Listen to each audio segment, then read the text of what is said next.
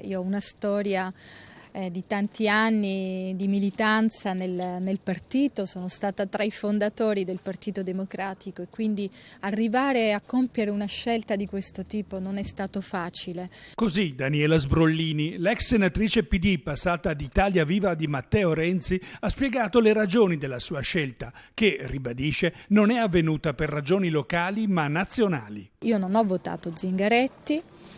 In questo ultimo periodo più volte avevo manifestato il mio disagio, il mio malessere rispetto anche ad alcune scelte politiche che sono state fatte e avevo sempre evidenziato anche la necessità di una maggiore apertura e di riprendere in mano soprattutto le ragioni per cui avevano spinto i fondatori del PD nel 2008, come me e tante altre persone, a costruire un partito riformista grande. Ecco, queste ragioni si sono affievolite in quest'ultimo periodo.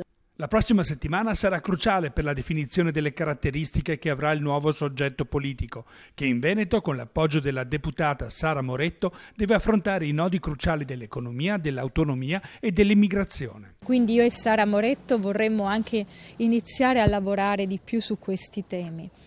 L'autonomia la riprendo in mano perché è un tema fortissimo, non ci sono alibi, Salvini non l'ha voluta fare l'autonomia.